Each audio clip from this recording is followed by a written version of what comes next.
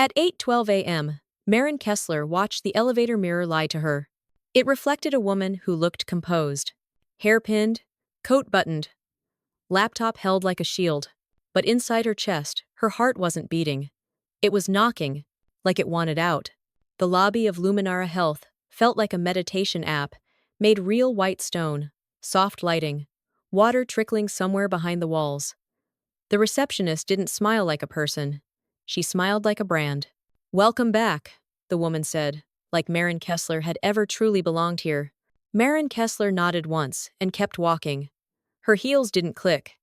Even the floors were designed to swallow noise. That was the first thing Luminara sold. Silence. The second thing was peace. And the third thing, no one admitted out loud, was people. At 8:19 a.m., she swiped into the calm corridor, a hallway lined with framed quotes about resilience and breath. Half the leadership team had their favorite mantras printed in gold like scripture. Breathe through discomfort. Your nervous system is not your enemy. Vulnerability is strength. Maren Kessler used to believe those words. She used to repeat them too, until she learned what Luminara did with vulnerability once it was measured, labeled, and stored. She reached her office, unlocked the door, and placed her bag down with care, like any sudden movement might trigger an alarm. Because today wasn't a normal day. Today, she wasn't just the director of internal controls. Today, Maren Kessler was the problem Luminara needed to erase. Her inbox held a calendar invite from the CEO's assistant. Quick sync, 15 minutes, mandatory. No agenda, no context, no smiley face. Just a time. At 8:30 a.m., her phone buzzed again. A second invite. Legal touchpoint immediate. That one felt like cold water. Maren Kessler stared at the screen. Then she did the thing she'd trained herself to do, after years of boardroom politics. She didn't react. She opened her drawer and pulled out a thin folder with no label. Inside were printouts she'd promised herself she would never need. Screenshots, tables, consent language, back-end logs, and a single line that made her skin feel too tight. Risk score, 92 likely to resign. Recommend intervention. Intervention. That's what they called it when they took human emotion and turned it into a lever. At 8:36 a.m., the glass wall outside her office shifted with shadows. Two people stopped near her door. She couldn't hear them, but she could feel the pause like predators deciding whether their prey had noticed. A few seconds later, her Slack pinged. From Graham Sutter, Chief People Officer. Message. Hey Maren, small thing. Can you step into the Serenity Room? Just you. We'll keep it light. The Serenity Room. Everyone joked about it. A private space to decompress, soft chair, lavender scent. A sound bath speaker that played ocean tones. But Maren Kessler knew the truth, because she'd signed the facility's security review last quarter. The Serenity Room was one of the only rooms in the building with a dedicated uplink line and restricted Wi-Fi routing. It wasn't for calming down. It was for controlling what happened next. At 8:41 a.m., Maren Kessler slid her folder into her laptop bag, zipped it, and stood. She looked once at the window. Chicago's winter sky pressed down like a gray thumb. People moved below, like dots on a map, unaware of the quiet war happening on the 36th floor. Then she walked out. The calm corridor held its breath as she approached the Serenity Room door. The gold letters on the frosted glass looked gentle. Serenity. She reached for the handle. And before she could turn it, someone behind her spoke close enough that she felt their voice more than she heard it. Maren. She turned. Dahlia Voss. General Counsel. Dahlia's suit was perfect. Her lipstick was the color of expensive warning. She held a manila envelope like it was a gift. At 8:43 a.m., Dahlia smiled, but it didn't reach her eyes. We're going to do this the easy way, she said softly. You'll be happier. Maren Kessler didn't answer. Dahlia offered the envelope. On the front, in neat black letters, Separation Agreement Confidential. Inside, Maren Kessler already knew what waited. A payout, a non-disclosure clause, and a clean exit, like she'd never existed. Dahlia tilted her head. Take it. Sign it. Be free. Maren Kessler reached out. Not for the envelope. For Dahlia's wrist. She gently pushed it down, like lowering a weapon without making it obvious she'd noticed. Then Maren Kessler said, calmly, I'm not signing anything in a room named Serenity. For the first time, Dahlia blinked. A fraction of a second. A crack in the glass. At 8:45 a.m., Dahlia's voice hardened. Marin, don't be dramatic. Marin Kessler held her gaze. I'm not being dramatic. I'm being accurate. Dahlia stepped closer. Her perfume tried to replace the lavender in the hallway. We can do this quietly, she murmured. Or we can do this in a way that follows you forever. That line was supposed to scare her. And it would have 2 weeks ago. 2 weeks ago, Marin Kessler still believed the company's story. That they helped people. That their app saved lives. That the resilience index was just a wellness metric. But then, she had seen the partnership deck. The real one. Not the one with soft colors and smiling faces. The one with bullet points like, identify high-stress employees at enterprise clients. Predict churn and burnout. Recommend managerial action. Managerial action. It sounded clean, but the truth was uglier. Luminara sold a mirror that only reflected a person's weakest day, then sold the reflection to whoever paid. At 8:47 a.m., Dahlia's phone vibrated. She glanced down and nodded once, like receiving a command. Then she looked back at Marin Kessler. The CEO is waiting. Of course he is, Marin Kessler said. She walked past Dahlia and opened the Serenity room door. Inside, the room was dim. A chair. A small fountain. A wall screen, looping slow waves. And a single table with a pen placed perfectly on top. Like a ritual. 2 people sat there already.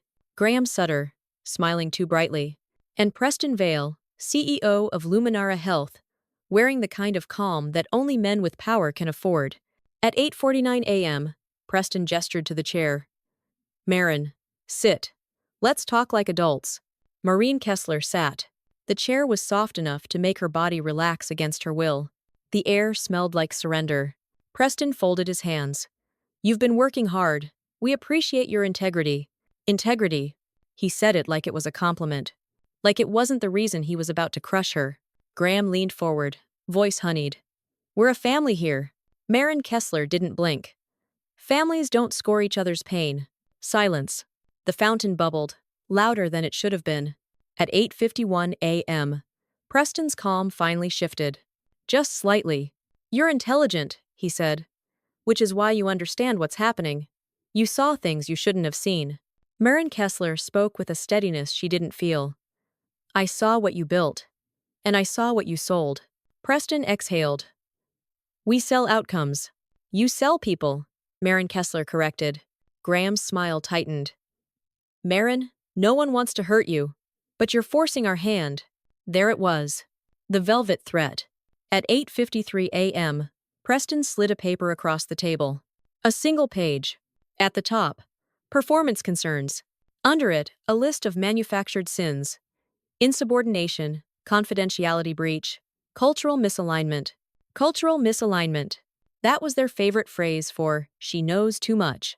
Preston tapped the pen, gentle as a lullaby. Sign the separation. You walk away with a generous package. We'll even say you're pursuing new opportunities. And if I don't? Marin Kessler asked. Preston's smile returned, polished and empty. Then you leave with nothing. And the world learns. Unflattering things. Marin Kessler held his gaze. She thought of the data again. How the app tracked people's sleep, panic patterns, grief language, in journal entries. How it assigned risk scores and shipped them to enterprise partners. How the company branded it as compassion. Then she looked at Preston and understood something that made her strangely calm. He wasn't afraid of morality. He was afraid of timing. Because if she spoke at the wrong time, he could frame her as unstable, disgruntled, emotional. But if she spoke at the right time, at 8:56 a.m., Marin Kessler reached into her bag and pulled out her phone. Graham's eyes widened. Put that away. Preston's voice stayed calm. Marin, don't do something you can't undo. Marin Kessler turned the screen toward them. A simple image. A calendar event. Board meeting 4:55 p.m. stream link. Generated. Preston's face flickered. Just once. At 8:57 a.m., Marin Kessler said, You're right, I can't undo it. That's why I'm not doing it impulsively. She slid her phone back into her bag. Then she leaned forward, her voice almost kind. I'm giving you a choice, Marin Kessler whispered. The same one you're pretending to give me. Preston's eyes narrowed. What choice? Marin Kessler held her gaze steady. At 4:56 p.m., either the board learns the truth from me, or they learn it from the federal investigators I already contacted. The Serenity Room suddenly felt smaller. The calm wall screen kept looping waves like it didn't understand drowning. Preston's mouth opened, then closed again. Because now, the power in the room had shifted. Not dramatically. Not loudly. Just enough. At 8:59 a.m., Marin Kessler stood. She didn't raise her voice. She didn't threaten. She didn't cry. She simply said, "If you want to keep your title, you'll stop calling this place Serenity." Then she walked out, leaving them behind with their lavender air and their pen. And as the door closed, Marin Kessler realized something terrifying and beautiful. They weren't going to fire her. They were going to destroy her. And she was going to let them try. Because the moment they tried, they'd prove every word she was about to say at 4:56 p.m. was true. 2 weeks earlier, Marin Kessler still believed she was working for the good guys.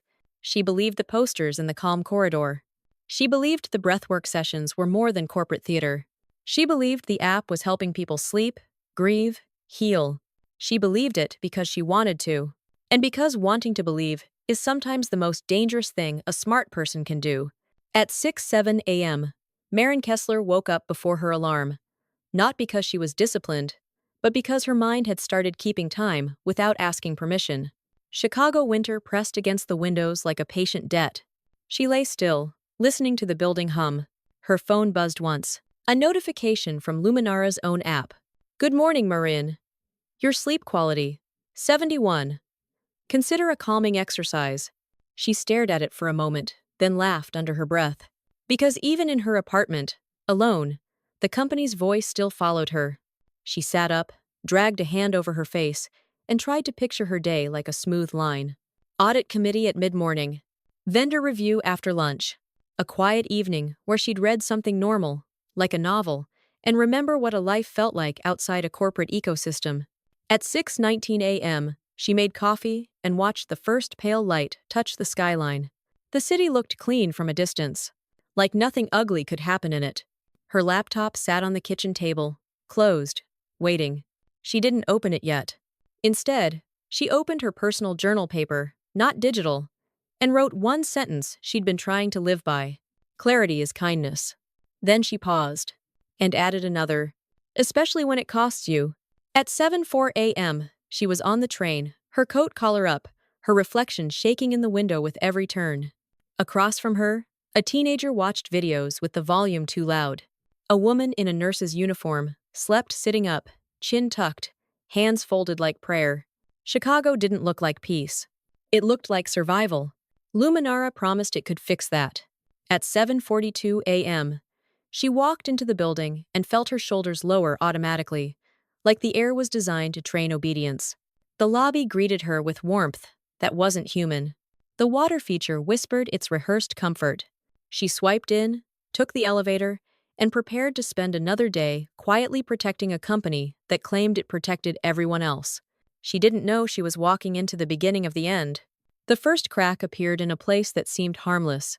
At 9:18 a.m., Marin Kessler joined a wellness alignment meeting. That was what they called it when leadership wanted to make sure the company's brand voice still matched its internal operations. They invited compliance, HR, and a rotating cast of executives who spoke in polished sentences like they'd been trained by the same coach. The meeting room was called Oasis. A plant wall, a bowl of fruit no one ate, and a screen that displayed a calming gradient like a bedtime story.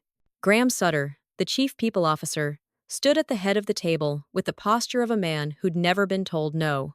He smiled at everyone, as if he was doing them a favor by existing. "Okay, team," he said. "We're going to walk through the new Enterprise Client Dashboard." Marin Kessler straightened slightly. Enterprise Client Dashboard. That phrase lived in the quiet back corner of her mind. It was where internal controls met external money. Across the table sat Dahlia Voss, general counsel sharp-eyed, immaculate, the kind of woman who could make a threat sound like a suggestion. Next to Dahlia sat a new face. Tate Holloway, director of partnerships. Tate looked like he belonged in a tech ad. Trim beard, white teeth, casual jacket that probably cost more than Marin Kessler's rent. He nodded at Marin Kessler like they were friends. They weren't. At 9:23 a.m., Graham clicked his remote and the screen shifted. A sleek interface appeared. Charts, heat maps, percentages. At first glance, it looked like any other analytics dashboard, the kind that measures engagement, retention, outcomes.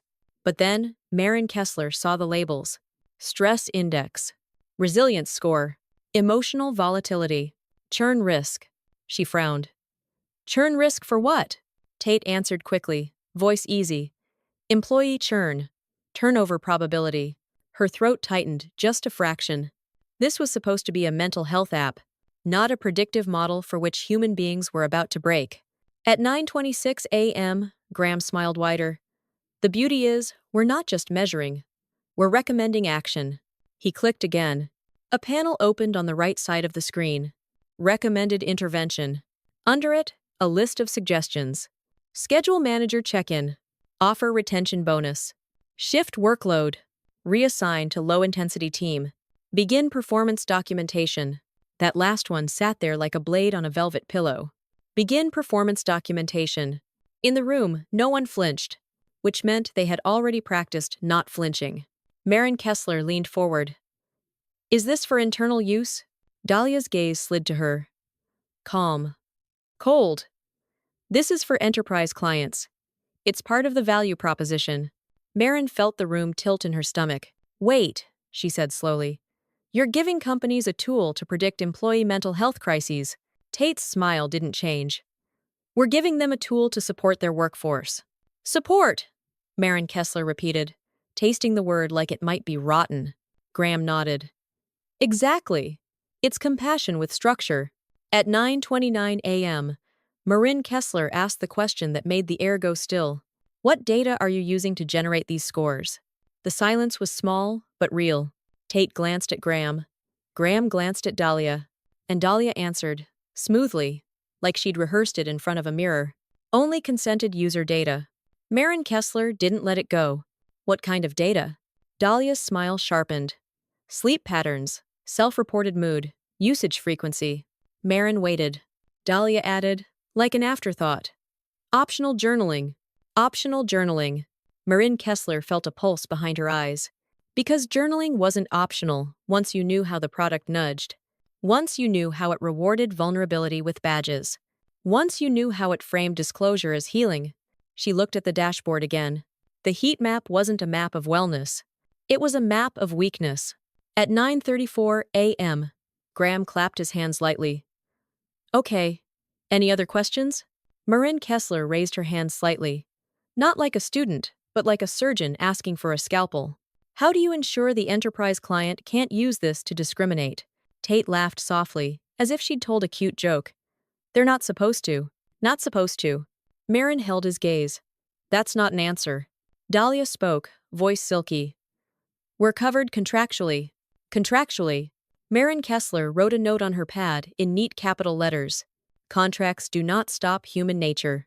At 9:38 a.m., the meeting ended. Everyone stood and chatted and smiled like nothing dark had just been revealed. Graham patted Marin Kessler's shoulder on his way out. Too casual, too familiar. You're going to love what's coming, he said. This is the future. Marin forced a polite expression. I love compliance. Graham laughed and walked away.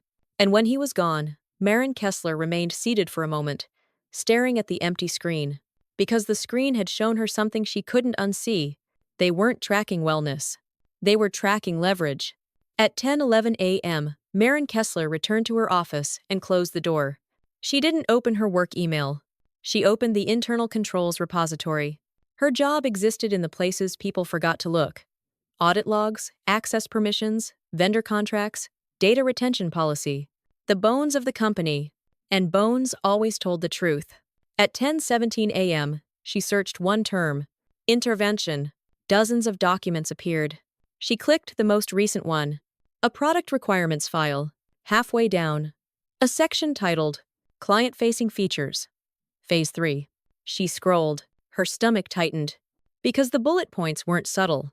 Identify high-risk individuals. Automate manager alerts. Flag unionization probability. Predict litigation likelihood. Unionization probability. Litigation likelihood. This wasn't wellness. This was risk management, disguised as empathy. At 10:26 a.m., Maren Kessler sat back and breathed once, slow. She could already hear the arguments they would make. They would say the data was anonymized. They would say it was aggregated. They would say users consented. They would say, we're helping employers support employees. And none of that would matter. Because if the company could predict who was mentally fragile, it could also predict who was easiest to push out. At 10:33 a.m., she clicked into the Permissions tab. Who had access? Her eyes tracked the list and stopped. A group she didn't recognize. Partnership. Export. She clicked. Her screen filled with names. Not employees, not departments. External domains. Enterprise clients. They didn't just see the dashboard. They could export the raw score-level data. Her fingers went cold. At 10:41 a.m., she took a screenshot. Then another. Then she saved a copy of the permissions report into a private encrypted folder. Not because she wanted revenge.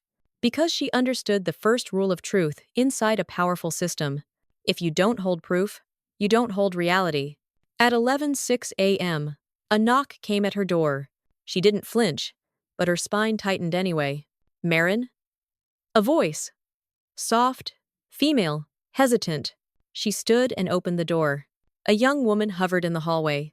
New higher energy. Nervous politeness. ID badge still shiny. Hi, the woman said. I'm Sienna Rowe. I'm in data operations. I think I have something that belongs to you. She held out a slim flash drive. Maren frowned. Why would data ops have something that belongs to me? Sienna swallowed. It was in the printer room. It has your name on the encryption key label. Maren's mouth went dry. Because Maren Kessler didn't label encryption keys. Someone else did. And whoever did wanted this drive found. At 11:09 a.m., Maren Kessler took the flash drive carefully. Like it might be a trap. Sienna whispered. I didn't look at it. I swear. But, Maren, I think you should. There was fear in her eyes. Not the fear of getting in trouble. The fear of being watched. Maren lowered her voice. Did someone tell you to bring this to me? Sienna hesitated. No. But someone watched me pick it up. Maren felt heat climb her neck. Who? She asked. Sienna shook her head quickly. I don't know. I just felt it. Maren nodded once. Thank you. You did the right thing. Sienna didn't look comforted by that. She looked like someone who'd just stepped off a cliff and hoped the air would become stairs. At 11:14 a.m., Sienna walked away, and Maren Kessler locked her office door. At 11:21 a.m., she plugged the flash drive into an offline laptop she kept for audits. The folder opened automatically. One file inside. A PDF. Title. Risk score. Internal use only. Maren's pulse slowed. Not because she was calm, because the part of her that handled danger had become very focused. She opened the PDF. A table appeared. Employee names. Employee IDs. And a column titled, Predicted Behavior. She scanned down. Likely to resign. Likely to file complaint. Likely to disclose to spouse. Likely to contact media. Then she saw it. A name. Not an employee. A partner.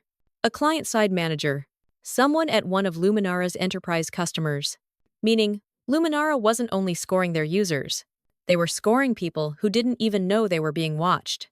Maren's throat tightened. She scrolled further. A section at the bottom labeled, Recommended Tactical Response. Tactical, not supportive. Not compassionate. Tactical. And then, there it was. A line that made her skin feel like it had been peeled away. Maren Kessler risk score. 92 likely to resign. Recommend intervention. Intervention. Her own name. Her own number. Her own predicted behavior. Luminara wasn't guessing. They were already monitoring her. At 11:33 a.m., Maren Kessler stared at her name until the letters stopped looking real. Her mind raced, but her face stayed still. Because somewhere in the building, someone wanted her to see this. Someone wanted her to know she was being measured. that she was already in the system, and that the system had decided she was dangerous. At 11:37 a.m., she did the only thing a woman like Maren Kessler could do when a machine pointed at her heart. She started building a map of the machine. She created a list, handwritten, on paper. Who benefits? Who knows? Who lies? Who signs? Graham, Dahlia, Tate, Preston. And one more name, written at the bottom like a question. Sienna. Because Sienna had brought her the drive. But Sienna had also told her she was watched. Which meant Sienna was either a pawn or the only door out of this building that wasn't guarded. At 11:52 a.m., Maren Kessler closed the PDF and ejected the drive. She didn't take it home. She didn't hide it in her desk. She placed it inside the thin, unlabeled folder in her drawer. Then she sat perfectly still and listened to the building. The hum, the silence, the softened floors designed to swallow noise. Luminara loved silence. But Maren Kessler was about to turn their silence into evidence. And evidence, once it existed, had a way of making noise without permission. At 1:02 p.m., Maren Kessler noticed the first thing that didn't belong: her badge. She had tapped it against the reader outside the data floor, expecting the usual soft chime. Instead, the panel flashed red, once silent, polite, final. Access denied. New alert. No explanation. Just refusal. She stood there for half a second longer than necessary, the way people do when they don't want to admit something has changed. Then she smiled faintly, stepped aside, and pretended she'd forgotten something. Because the moment you react, the hunt begins. At 1:04 p.m., she turned and walked back toward her office, counting her steps like they mattered. The calm corridor looked the same. The quotes still glowed softly. The air still smelled like manufactured peace. But now she could feel it. Eyes that slid away too quickly. Conversations that stopped half a beat too soon. Luminara didn't need to announce surveillance. It relied on instinct. At 1:11 p.m., Maren Kessler sat at her desk and opened her laptop. She typed her credentials. Logged in. No warning. No lockout, which told her something important. They weren't trying to stop her from working. They were trying to redirect where she could look. At 1:16 p.m., she opened the internal audit dashboard, the one she'd helped design. Her permissions were still intact. That wasn't an oversight. That was bait. She scrolled slowly, deliberately, letting her cursor linger like she had nothing to hide. Then she did something most people never think to do. She checked the logs on the logs. Who had viewed her access history? Who had changed it? And when? At 1:21 p.m., the answer appeared. A system account. Not a person. Pipeline, sync, automation. Maren's jaw tightened. Automation meant scale. Scale meant money. At 1:24 p.m., she cross-referenced the account with vendor permissions. 3 hits. All external. All recent. And all tied to one name she recognized immediately. Tate Holloway. Director of Partnerships. The smiling man in the meeting. The man who'd laughed when she asked about discrimination. At 1:27 p.m., Maren Kessler pulled up Tate's contract history. He hadn't been hired for HR. He hadn't been hired for ethics. He'd been hired for growth. And growth never cared where it fed from, as long as it was quiet. At 1:35 p.m., her phone buzzed. A message. From Sienna Rowe. Are you okay? Maren didn't answer immediately. She stared at the words, weighing them. Because in this building, concern could be genuine. Or it could be a test. At 1:38 p.m., she replied. I'm fine. Why? 3 dots appeared. Disappeared. Appeared again. At 1:41 p.m., Sienna answered. I just got asked to pull a report. About you. The air around Maren felt thinner. What kind of report? She typed. A long pause. At 1:44 p.m., Sienna replied. Behavioral variance. Sentiment deviation. They want a narrative. A narrative. Not data. A story. Maren closed her eyes once. Because stories were easier to weaponize than numbers.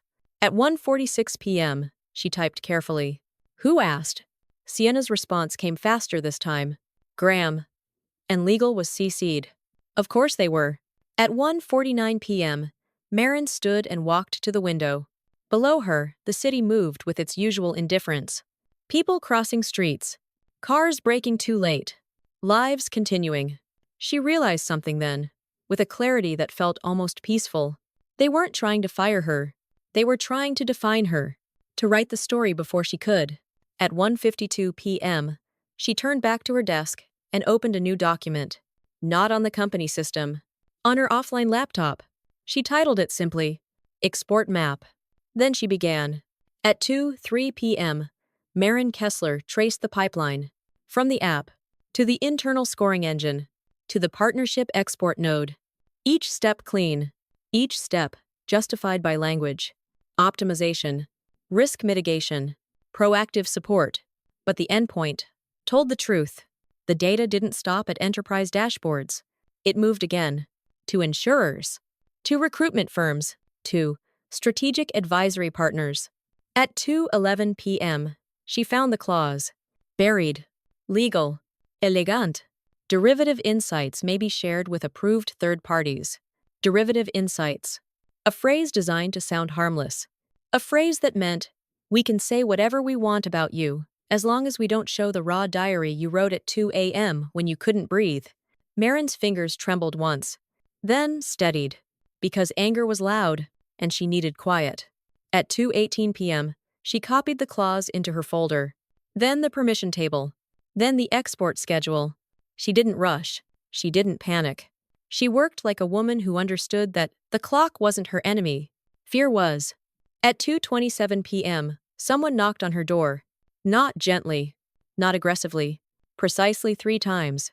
She didn't answer. The handle turned. Locked. A pause. Then footsteps moving away. At 2:31 p.m., her Slack pinged. From Graham. Quick pulse check. You good?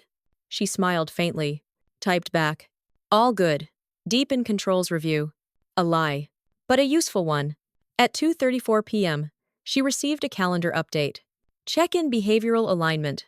Scheduled for 3:20 p.m. Mandatory. No agenda. No location. Just a title designed to sound harmless. Behavioral alignment. That was new. At 2:37 p.m., Sienna messaged again. They want me in that meeting too. Maren's stomach tightened.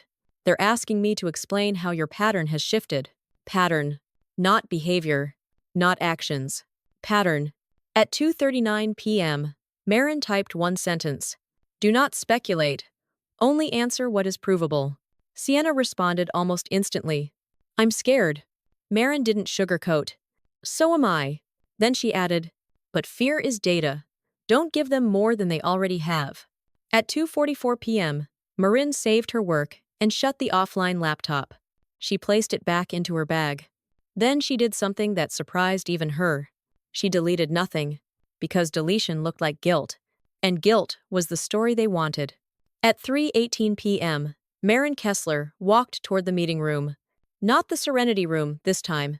A different space. Glass walls. Visible. Performative. At 3:20 p.m., she stepped inside.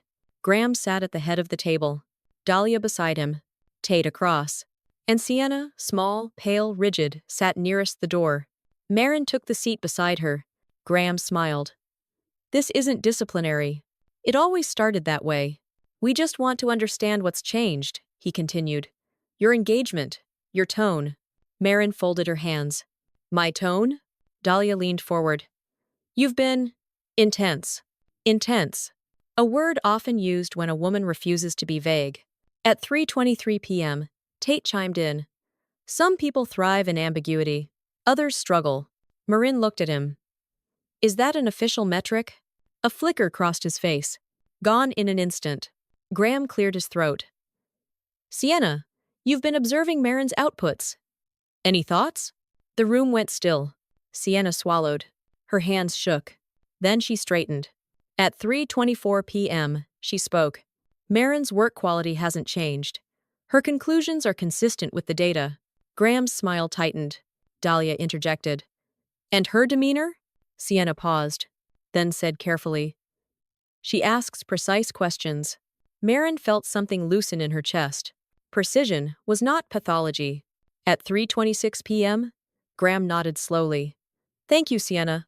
Dismissal disguised as gratitude. He turned back to Maren. We want to support you, he said. But support requires trust. There it was. The trap. Marin leaned forward slightly. And trust, she said calmly, requires transparency. The room shifted. Tate crossed his arms. Dahlia's eyes sharpened. Graham's smile froze. At 3:28 p.m., Marin continued, her voice even. I've noticed my access permissions were altered without notice. I'd like to understand why. Silence. Graham blinked. I'm not aware of. Marin didn't let him finish. And I've also noticed that derivative insights from our app are exported beyond enterprise dashboards.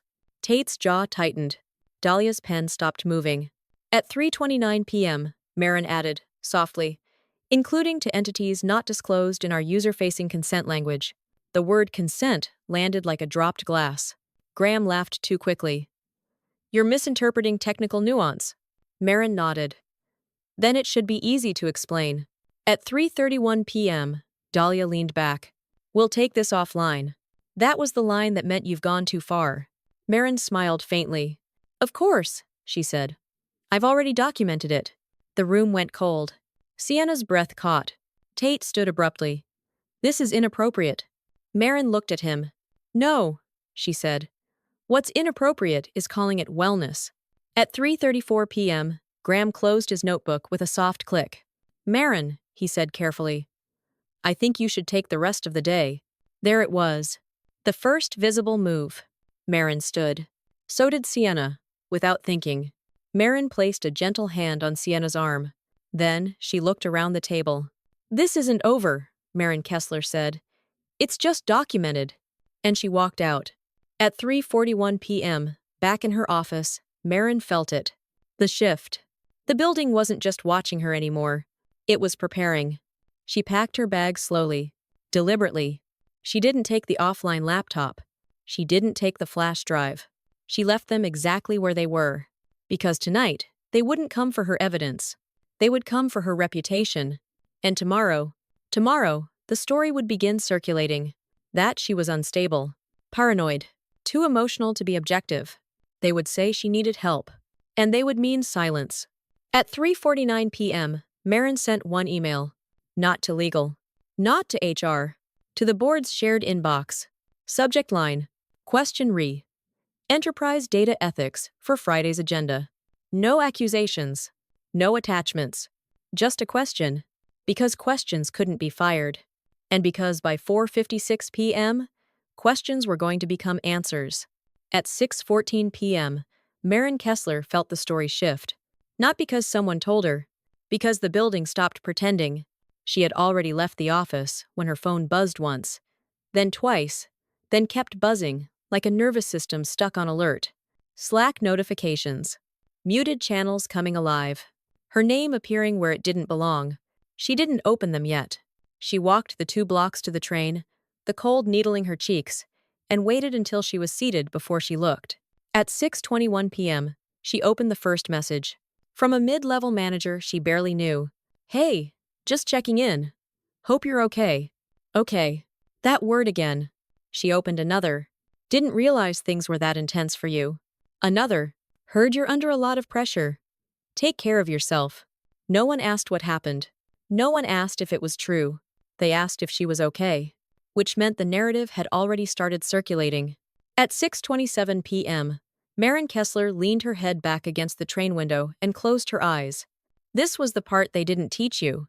That powerful organizations didn't attack facts first. They attacked credibility. And credibility was soft, emotional, easy to bruise. At 6:43 p.m., she stepped into her apartment and locked the door behind her. The silence felt heavier here. Her phone buzzed again. This time, an email. Subject. Support resources. From Human Resources. At 6:44 p.m., Marin Kessler opened it. Hi Marin, we noticed you may be experiencing heightened stress. As part of our commitment to your well-being, we'd like to offer immediate access to confidential support services. She didn't read the rest. She didn't need to. This wasn't concern. This was preemptive framing. At 6:48 p.m., she received another email. This one CC'd to legal. Administrative update. Her access to certain systems would be temporarily limited pending review. Temporarily.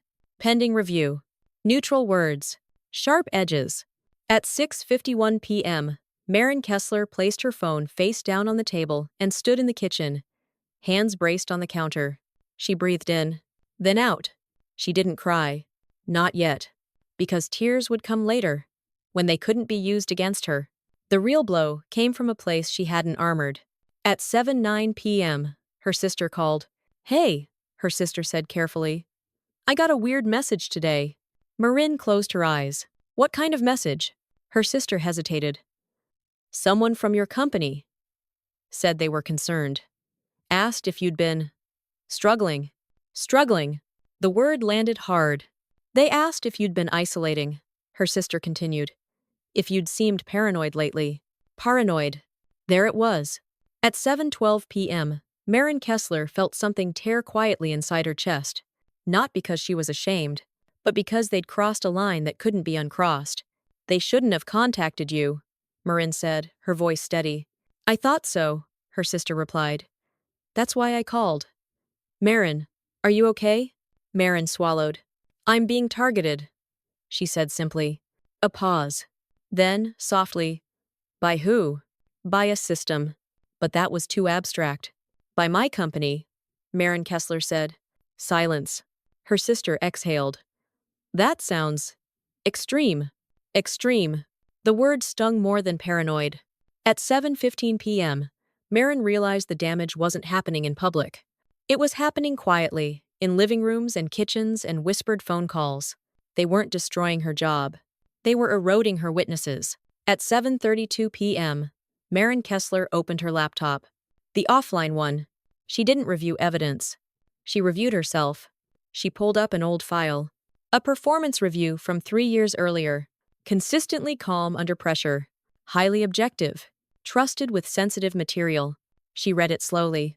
Not for validation. For grounding. Because gaslighting only worked if you forgot who you were before the light was dimmed. At 7:41 p.m., her phone buzzed again. A text from Sienna Rowe. "They asked me to write a memo." Maren typed back immediately. "What kind of memo?" A pause. Then, "About your emotional state." Maren closed her eyes. "Did you?" she asked. Another pause. Longer. "At 7:44 p.m., Sienna replied. "I wrote facts only." Relief moved through Maren like a slow wave. "What did you say?" Maren asked. "I said you were precise. That you escalated concerns appropriately. That you never raised your voice." Never raised your voice. It felt like the smallest thing, and the biggest. At 7:47 p.m., Maren typed, "Thank you." Sienna answered, "I don't think they liked it." Maren smiled faintly. Truth often disappoints people who ordered fiction. At 8:02 p.m., the internal rumor became external. A journalist's email landed in Maren's inbox. Subject: Quick question Luminara culture. At 8:03 p.m., Maren Kessler stared at the sender name. A business reporter. Mid-tier outlet. Respectable. She didn't open it right away. Because she understood what this meant. Luminara had leaked around her. A soft story. Concerned colleagues. High-pressure role. Wellness executive. Under strain. A preemptive inoculation. At 8:06 p.m., she opened the email. "Hi, Maren. I'm hearing mixed reports about internal tensions at Luminara. Some sources suggest recent events may be linked to personal stress.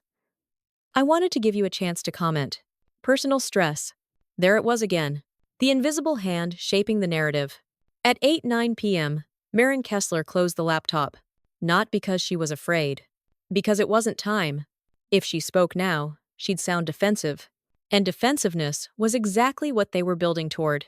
At 8:14 p.m., she stood, poured herself a glass of water, and leaned against the counter. She thought about the board meeting tomorrow, the calendar invite she'd shown Preston, the questions she'd seeded. She thought about Sienna, sitting somewhere tonight, wondering if she'd just destroyed her career by telling the truth. She thought about her sister, unsure whether to believe her. And she understood something with painful clarity. They weren't going to stop. Because if they stopped, it would look like she was right. At 8:26 p.m., Maren Kessler did something quiet. She drafted a letter. Not an email. A letter, addressed to herself. It wasn't poetic. It was practical. It listed facts, dates, times, what she saw. What? She asked. What changed afterward? She titled it, Sequence. Because lies thrived in confusion, and sequences killed confusion. At 8:41 p.m., she saved the document in 3 places, encrypted, offline, and one location she hadn't told anyone about. At 8:47 p.m., she texted Sienna one last message for the night. If anything changes, tell me immediately. Sienna replied, They scheduled me for a performance review. Tomorrow morning. Of course they did. At 8:49 p.m., Marin typed, No speculation, no apologies. Facts only. A pause. Then, Okay, Sienna replied. Thank you for not letting me feel crazy. Marin stared at that line, because that was the real cost. Not jobs. Not money. The slow erosion of self-trust. At 9:03 p.m., Marin Kessler lay in bed, the city humming through the walls. Sleep didn't come, but clarity did. She finally understood the shape of the trap. They would let her talk. They would even let her present evidence. But they would make sure that by the time she did, everyone would already believe she was unstable. Which meant the only way to win wasn't to be louder. It was to be unignorable. At 9:18 p.m., she reached for her phone and opened one app she hadn't touched in months. Notes. She wrote one line. Evidence alone isn't enough. Timing is everything. And beneath it, let them finish their story. Because tomorrow, they would escalate. They would overreach. And when they did, they wouldn't just prove her right. They would document themselves doing it. At 7:32 a.m., Marin Kessler knew something was wrong before her phone rang. It was the quiet. Not the peaceful kind, Luminara advertised. The kind that arrived when a system paused like it was taking a breath before moving. Her phone lit up. Sienna Rowe. Marin answered immediately. They walked me into a room, Sienna said, voice tight. HR and legal. They said it's not disciplinary. Marin closed her eyes. What did they say it was? A wellness safeguard. There it was. At 7:34 a.m., Marin sat up in bed, the word safeguard echoing like a bad joke. They're asking me to meet with an external clinician, Sienna continued. Today, mandatory. They said it's to ensure I'm not being influenced. Influenced. Marin felt the cold settle behind her ribs. Did they put that in writing? Marin asked. Yes, Sienna said quickly. Email and calendar invite. At what time? Marin asked. A pause. At Neo. Null. A.m. Marin's jaw tightened. That wasn't random. That was surgical. Listen to me, Marin said. Do not refuse. Do not argue. Ask for everything in writing. And forward it to me. Sienna hesitated. What if they already are, Marin said gently. This isn't about you. It's about creating a record. At 7:38 a.m., the call ended. Marin sat still, letting the moment settle. Because now, the company had crossed from narrative into action. And actions left fingerprints. At 8:06 a.m., Marin Kessler entered the building. No badge denial this time. No friction, which told her everything. They wanted her inside. They wanted her visible. They wanted her compliant. The lobby greeted her with the same soft light, the same false calm. But now, people didn't look away. They looked through her, as if she'd already been categorized. At 8:14 a.m., she reached her office and found the door open. That had never happened before. Nothing was missing, but something had shifted. A chair slightly moved. A folder not quite aligned. A reminder. At 8:17 a.m., her email refreshed. A new message from HR. Subject. Wellbeing check-in follow-up. She opened it. Hi, Marin. As part of our duty of care, we're requesting you participate in a brief assessment today to ensure you're supported during this stressful period. Requested, but the calendar invite attached told a different story. Mandatory. At Tretio a.m. Same clinician. Same wording. Same playbook. At 8:21 a.m., Marin smiled faintly. They weren't just silencing Sienna. They were building a pattern. 2 women. 2 concerns. 1 explanation. Instability. At 8:49 a.m., Marin Kessler did something they didn't expect. She forwarded every message to the board's shared inbox. No commentary. No accusation. just timestamps and language. Then she added one line at the bottom. Please confirm whether this process has board awareness. She didn't send it yet. She scheduled it. For 9:17 a.m. Because timing wasn't about speed. It was about inevitability. At 9:02 a.m., Sienna texted. They're recording. Marin typed back immediately. Ask for the consent form. They said it's standard, Sienna replied. Standard still requires consent, Marin wrote. Say you'll proceed after documentation. A pause. Then. They're annoyed. Marin exhaled slowly. Good, she typed. Annoyance leads to mistakes. At 9:11 a.m. Another text. They emailed me the consent. It says the report goes to HR and legal. Marin's fingers moved quickly. Save it. Forward it. Do not editorialize. At 9:14 a.m. The forwarded email landed in Marin's inbox. Subject line. Psychological fitness evaluation, internal. Psychological fitness. Not well-being. Fitness. Marin stared at the phrase. Because it wasn't about care. It was about qualification. At 9:17 a.m., the scheduled email sent itself to the board. Marin didn't watch it go. She stood instead, smoothing her jacket, grounding herself in the weight of fabric and breath. At 9:22 a.m., her phone buzzed. A reply. From a board member she recognized. Just 3 words. Please explain immediately. Marin didn't respond. Not yet. At 9:41 a.m., Graham appeared at her doorway. No smile. No warmth. Can we talk? He asked. Marin nodded. Of course. They walked to a glass conference room. Visible. Public. Graham closed the door anyway. At 9:44 a.m., he leaned forward. This escalation is unnecessary, he said. Marin tilted her head. Which part? The board, he said. The emails. The tone. The tone? Marin repeated. You're creating alarm, Graham said. When all we're trying to do is support our people. Marin looked at him steadily. By forcing psychological evaluations on employees who raised ethical concerns, Graham's jaw tightened. That's not how I'd phrase it. At 9 a.m., Marin said calmly. You required a junior employee to undergo an external evaluation tied directly to her cooperation with compliance. At 10:30 a.m., you scheduled the same for me. That's not support. That's governance, Graham snapped. No, Marin said softly. That's retaliation with a wellness vocabulary. The room went still. At 9:47 a.m., Graham straightened. You're on dangerous ground. Marin nodded. I know. That assessment is mandatory, he continued. Refusal will be noted. Marin smiled faintly. I didn't refuse. Graham blinked. Then, what are we arguing about? Marin met his eyes. Consent, she said. Scope and distribution. Graham laughed once, sharp and humorless. You think the board is going to side with you? Marin didn't answer. Because she didn't need them to side with her. She needed them to see. At 10:12 a.m., Sienna texted again. It's over. How did it go? Marin asked. They asked if you were influencing me, Sienna replied. If you encouraged distrust. If you framed leadership as hostile. And? Marin typed. I said no, Sienna wrote. I said you told me to document facts and protect myself. Marin felt something warm press behind her eyes. And the clinician? She asked. She looked uncomfortable, Sienna replied.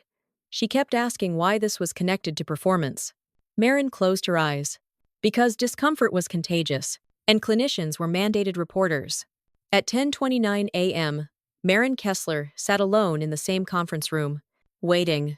At 10:30 a.m., the clinician arrived. Professional. Neutral. Calm. Marin didn't resist. She didn't argue. She answered every question slowly, carefully. She asked her own. Who requested this? What is the scope? Where does the report go? Is refusal considered noncompliance? The clinician paused more than once, because no one liked being reminded of process. At 10:54 a.m., the clinician closed her notebook. I need to clarify something, she said carefully.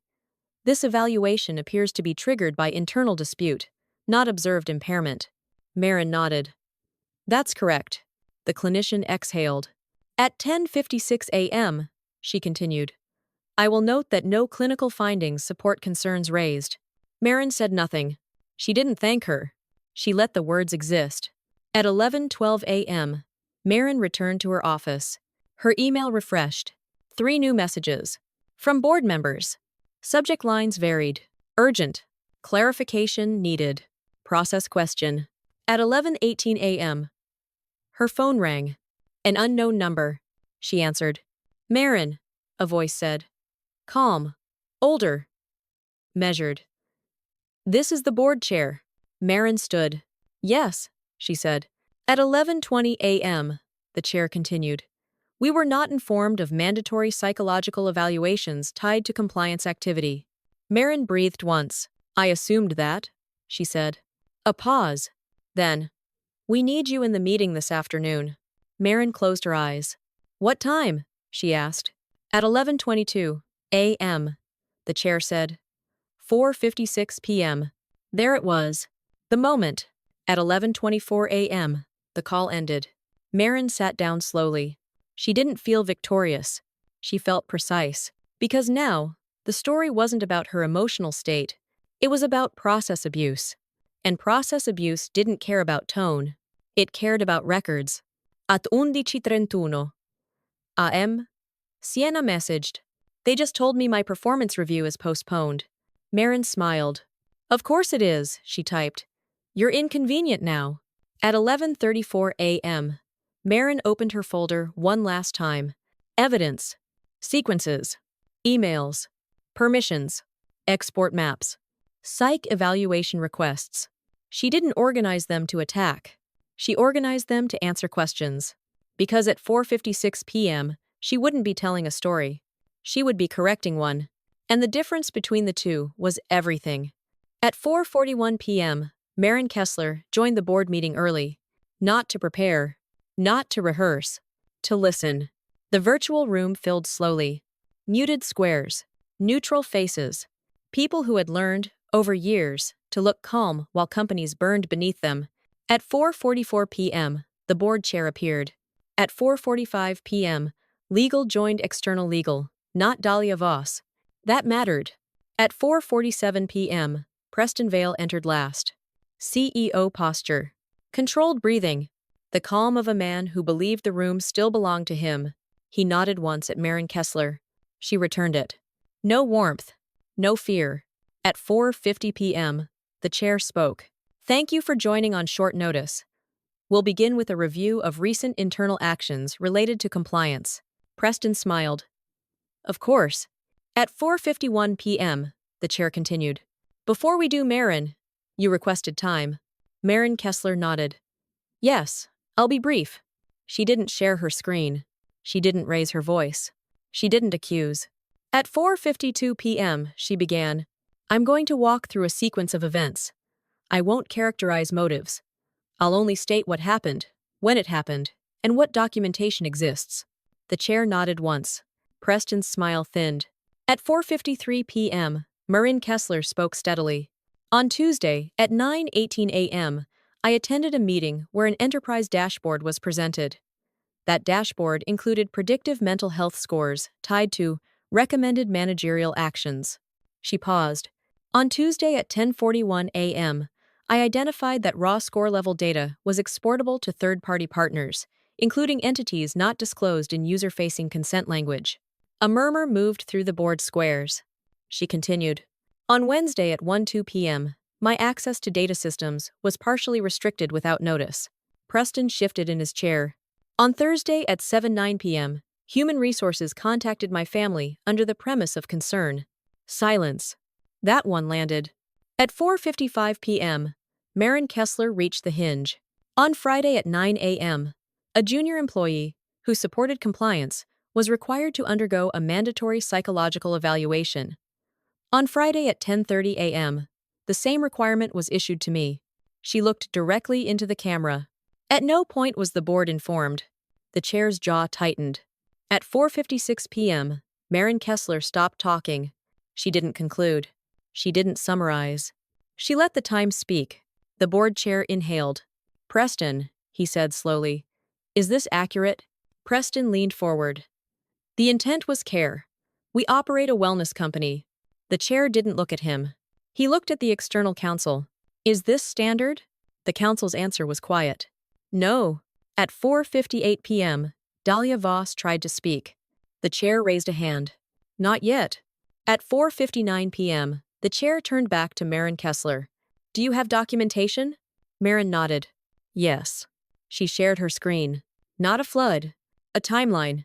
Dates. Emails. Calendar invites. Permissions logs. Nothing emotional. Everything undeniable. At 5:02 p.m., the chair closed his notebook. At this point, he said, the board is initiating an independent investigation. Preston's face drained. At 5:03 p.m., the chair continued, we are placing a temporary hold on all data exports tied to behavioral scoring. Graham spoke out of turn. That will impact growth, the chair finished. I know. Silence. At 5:05 p.m., the chair looked at Marin Kessler. You did the right thing. She nodded once. That was all she needed. At 5:18 p.m., the meeting ended. Preston didn't speak to her. Neither did Graham. Dahlia Voss didn't look up. At 5:21 p.m., Marin Kessler closed her laptop. Her hands were steady. Not because she had won. Because the truth was no longer alone. At 5:29 p.m., her phone buzzed. From Sienna, Row.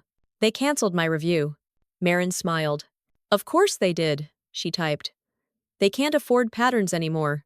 At 5:34 p.m., Marin Kessler stood by the window in the empty conference room. Chicago glowed below her. Still messy. Still human. Still alive. She understood something then. Revenge wasn't loud. It wasn't dramatic. It was letting people explain themselves after the record existed. Epilogue. After the calm. 3 weeks later, Preston Vale resigned. The press release called it personal reasons. The investigation called it systemic failure. Luminata rebranded. New language. New leadership. New promises. But the export pipeline stayed shut. And the risk score system? Decommissioned. Quietly, at 9:02 a.m. on a Monday that felt like any other, Marin Kessler packed her office. She didn't take a box. She took a folder. The thin one. Unlabeled. At 9:18 a.m., she walked out. No escort. No applause. Just clarity. Because sometimes, the most powerful ending isn't watching someone fall. It's watching the system change direction because it had no other choice. Lessons learned. Lesson 1. Every person deserves dignity. Even in conflict. No job, no system, no company has the right to strip a person of their dignity. When respect is gone, silence becomes survival. And survival is not the same as living. Lesson 2. Care without consent is not care. True care listens. It does not monitor in secret. It does not label pain as weakness.